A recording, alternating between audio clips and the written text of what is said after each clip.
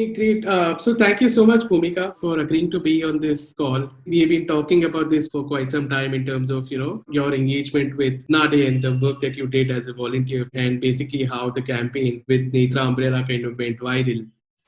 So I think it'll be wonderful to kind of understand the back end side of things as to what was it that actually kind of went right, what were the learnings that came out of it.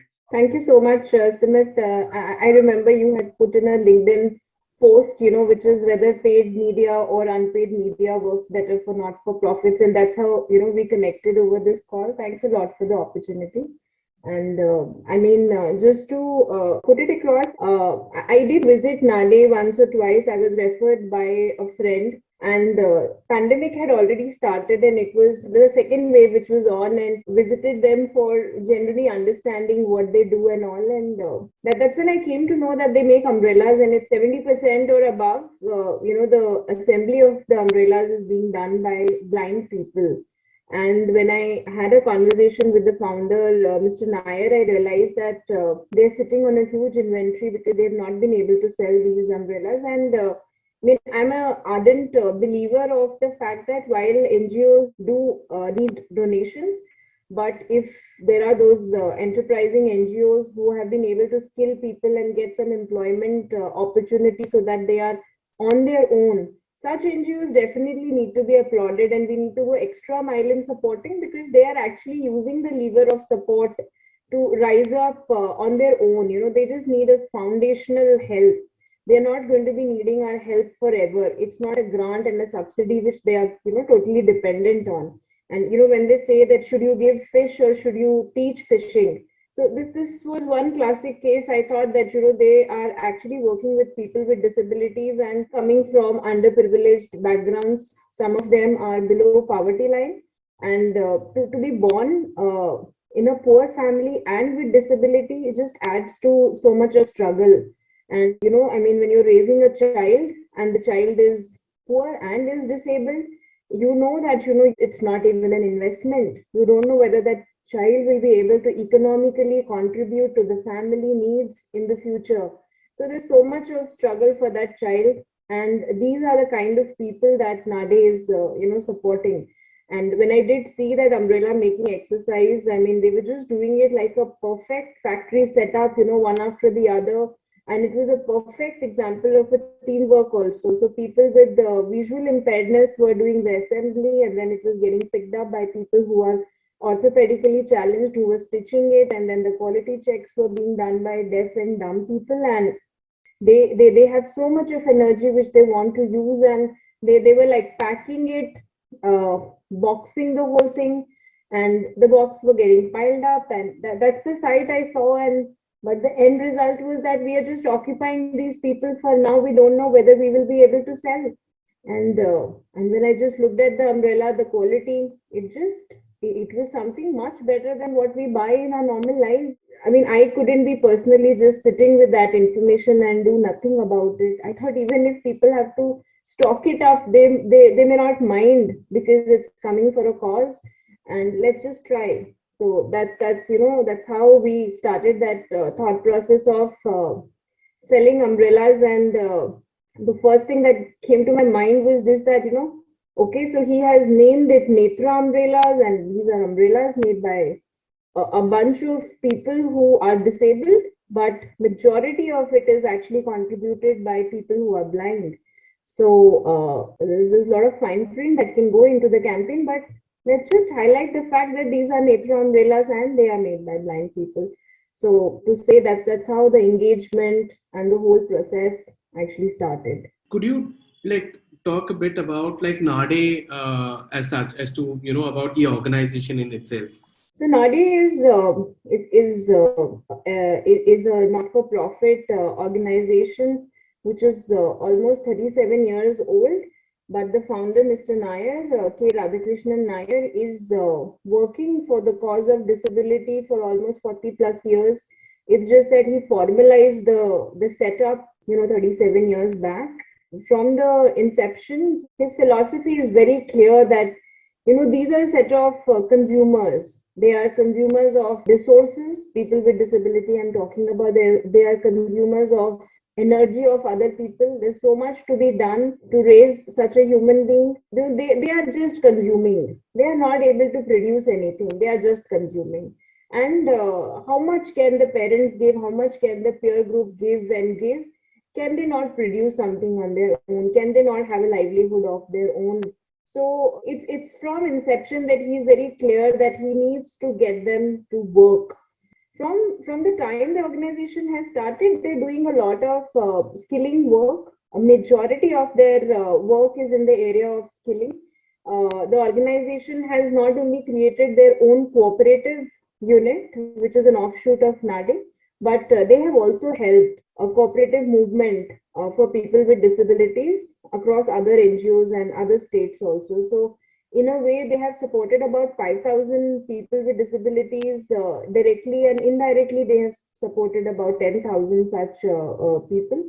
And in terms of getting them employment, referring them to places where they can be gainfully employed, and creating some kind of an employment within the cooperative has largely been the work that they have been doing. There are about 150 people currently supported by NADE who work at the cooperative, and their 2 meals are also supported by them when they are there. Overall, economic freedom is what they're working on, but they do take care of medical needs, transportation needs, and food needs also of the community. Right. Yeah, I think that's a I mean, lot of work that they do, and also in terms of the number of people that they are supporting, I think it's a very good number. Just wanted to know, so which are the areas in which they work? Which are the geographies in which NADE is located? So NADE has its one unit which is here in Vikhroli. They had one unit in Rabale here in Mumbai itself. So the geography is in Mumbai and around Mumbai. I mean, just about two centers.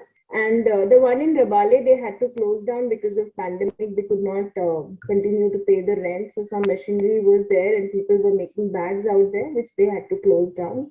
Now it's only in Vikhroli that they have an existence, and they also in Vikhroli there are multiple 2-3 more centers also from where people operate. So that's what, and I forgot to mention that they are located inside a BMC school here in Vikhroli and at the ground floor. So there is a room which is also dedicated to educating some of the kids with disability. So could you tell me how successful, I mean, was the campaign, and what was the response that you got from the campaign, and also maybe if you could just also explain about what was the campaign all about. So, to look at a ROI of any campaign, one would first think that what is the investment that we made in that campaign. So, I can just tell you that we did not spend anything on that campaign. We just created one WhatsApp message, and that is all that we did. And the campaign was successful. Primarily, I would attribute it to the brevity of the message. It was very clear, and there were only two actions that we wanted people to take. One was to buy or to refer others. It was basically to invite people to look at a creation of an umbrella by people who are blind. I think that really caught the fancy of people because they, even in people with disabilities, people who do not have vision are extremely neglected, and they are the ones who are seen that they cannot do much. So to have these people produce umbrellas was something that I think surprised people. And what clicked was the name and the fact that it is coming from people. So it's like an oxymoron, right? I mean, Nethra and then people who are blind. So that's what worked. And we had people putting in their orders, and also we had more and more forwards, I think, happening, because just in one day, the message came back to us saying forwarded many times. So that is when we felt that we've hit it probably with this message. And the goodness is this, that we just did not have to create any other communication after we created this one.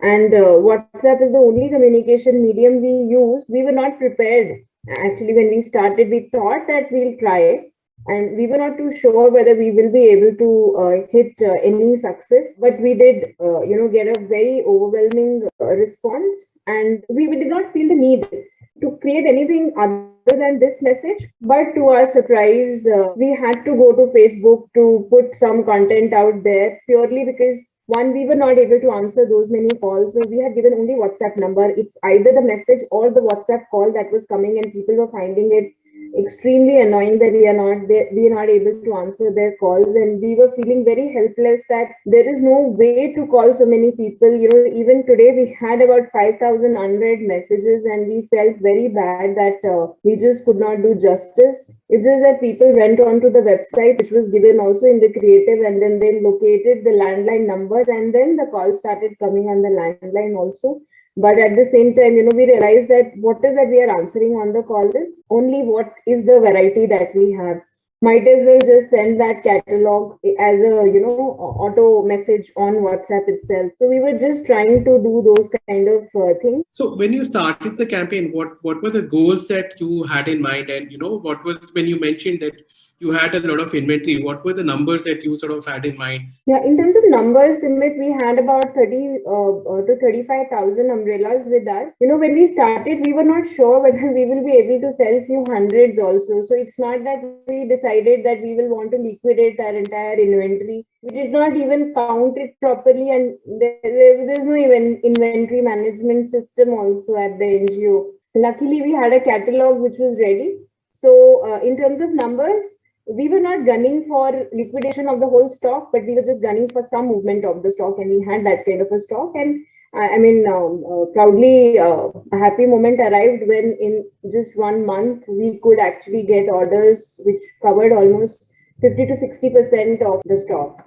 Wow, that's a huge number. And I suppose like the only collaterals that you used was like a basic designed PPT, right? And a WhatsApp message. Were there any sort of other collaterals that you had designed? Nothing. What you saw, what came to you also as a forward, that's the only piece of collateral that we had designed. And people who are doubting the intentions, if they could also read that. So in terms of collateral, that's all that we created. And yeah, I'll kind of come to the point about like while they were like you were flooded with messages and you were getting so many responses and so many calls. Could you talk about like there was some controversy that happened? Like do you know what was the source, and can you elaborate on that part? So I'm so happy that we have this opportunity to share what we were wanting to share for such a long time. I cannot name people, but clearly there were WhatsApp messages employees at NADE of some people saying that two actually we could identify two. One was based out of Powai and one was based out of Ahmedabad, that this organization has not actually made these umbrellas, and that these umbrellas are bought and they're just putting a stamp. Our assumption is that we rubbed off somebody the wrong side, and this was an opportunity for that person to take it on us. And there was no evidence with her also that this is not made by blind people, but that's how it appeared, that she knows, and then she knows that we trade and all of that she had mentioned. And that's when all those people who wanted to support took a step back, and we were overwhelmed with orders despite this negative publicity. But I would think that if this had not happened, we would have been stocked out in 1 month only, which we realized only after a month, because then because of this negative publicity. Right. But I think as an image we built. Right. So how did you, when the crisis kind of happened, how did you sort of manage that? Because I'm sure you would have gotten a lot of media attention, and a lot of people, would have messaged you about this. Because I remember, like when I had forwarded that message, the PDF that I had received. Yeah. I got a message back saying that actually this is not made by the blind. And that's when I remember I had sent you that message that, something of this sort is kind of also circulating. So while on one hand, the message is going viral that, there is, here's a place where, you can buy umbrellas that were made by blind persons. But on the other hand, there was also another kind of message that was spreading that this is actually not done by the blind people. So how did you sort of manage that whole crisis? So, Simit, as you rightly said, we only managed it. We just fielded people who had issues. We were just speaking to them and we were answering. And as any other organization which is maybe for profit, commercially done, they would have issued a press statement, and that would have equally been read by people. It would have got discussed in some forum. we did not have all those privileges and all, and we just managed it in the sense that people who reached out, we explained it to them. People who did not reach out, we don't even know whether they were there and where they are. That's how we managed it. We in this whole madness of shipping umbrellas, we had to manage those conversations as well. And it's not that the NGO is very high on staff or something, and they do not even have, the typical answering skills that what is to be Right. answered. So we just Right. managed. We just managed. That's all. We could have done better, but I think Right. it's something that does not come very naturally to us. So Correct. we were there. That's all. Right, right. In fact, that was going to be my next question. Is that was there anything that you could have done differently, and what would that be? Yeah, so Smith, you and me have been talking about also one more thing, that the presence of social media and Right. how not-for-profits can leverage on that. A lot of times, that this whole thing of we don't need social media, no funds come from social media, and why should we be there? And we both have spoken that the value of social media comes a little later. You have to be there. You have to build your integrity. I mean, your whole credibility. People have to listen to what you're talking. I feel that in case of this organization NADE also, I mean, personally, I feel that if we had any social media following of any order, we could have probably posted a lot of messages on our own social media. We did post one or two, Right.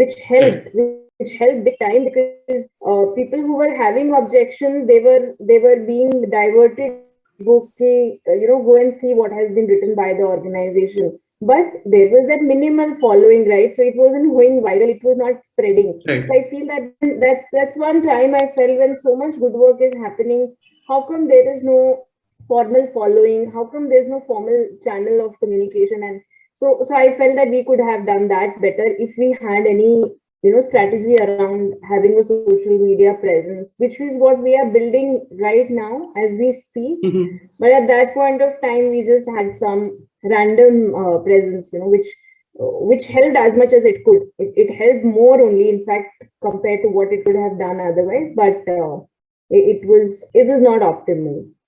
Right, right, right.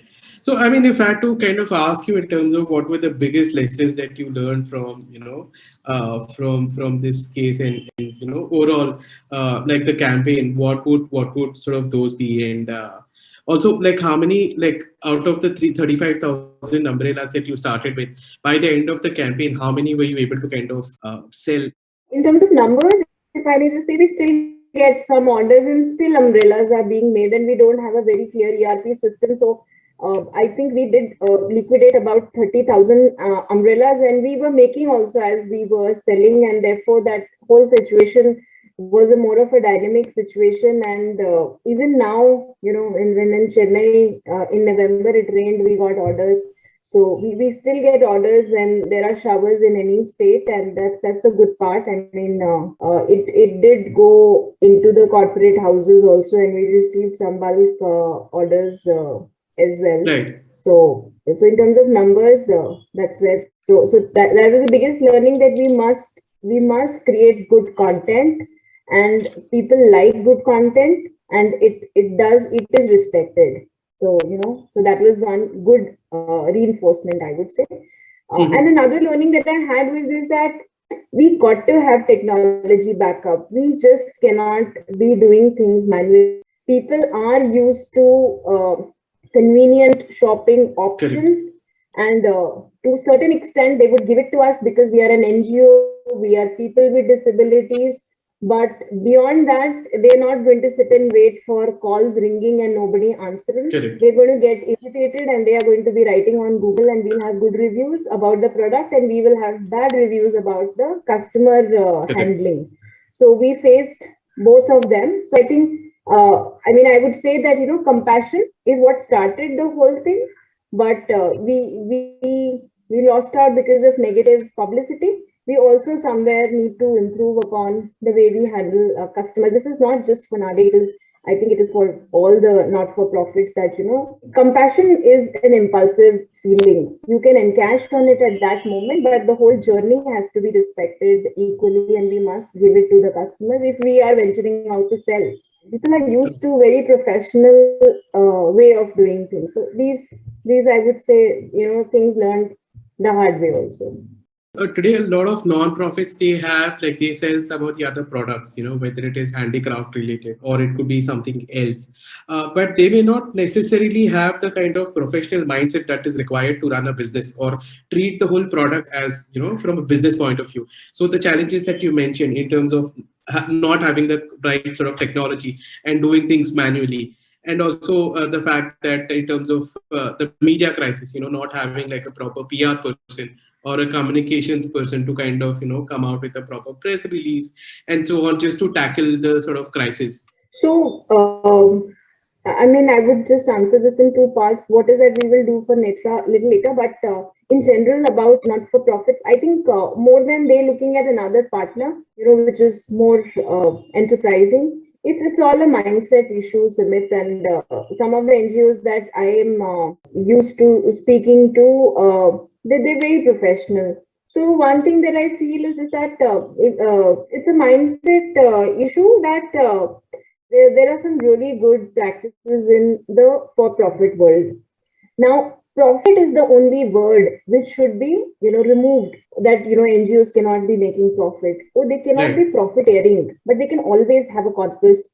But every practice of a not for, I mean, for a profit business is not taboo and should not be. Having the right mindset, getting a good talent, and investing in technology pieces, and I mean, everything need not be distributed in the beneficiary. We must make sure that there is some capacity building that should happen for the organization.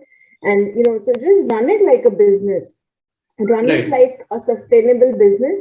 Whether you do it yourself or you create an offshoot like a cooperative, or you hand over your products to another person who can mark it up from a design and a price perspective, both are possibilities. But the first thing is respect some of the practices that are done in the for-profit world. All of them are not to be negated, and we must adapt some of them. So in terms of like how's Netra sort of doing at present, and then what is your vision for the brand, going forward?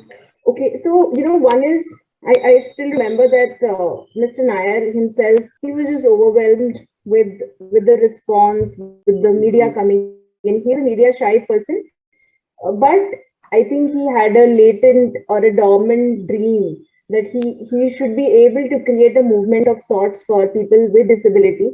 And silently somewhere that has surfaced again, and he feels that it is possible. And incidentally, it was only reinforced by a lot of people calling him people with disability. The vision is now to make 3 lakh umbrellas a year. We're looking for infrastructure, a land piece where we can construct a proper, setup where people can be seated. And people with disabilities definitely need a lot of different amenities, for them to do things easily. Right. So that setup is being, I mean, we are thinking through, we have a proposal, we have programs, and we are talking to a lot of people. Nothing has come through as yet, but people calling and saying, I want to also learn, I also want to be a part of the movement. I think that's where the movement is right now. And 3 lakh umbrella a year is something that we want to go to. In terms of vision numbers, I think this can become one product which the country will be proud of, which people with disabilities will be proud of. This is their answer to the world that we can do it. So great. Thank you so much, Bhumika. It was wonderful to speak to you and understand your work that you did for NADE, and the fact that the campaign was really it went viral. So good luck to you for kind of the future. And yeah, it will be wonderful to explore any possibilities of collaboration and explore synergies in our work going forward. Yeah. Thank you so much. Thank you so much, Simit.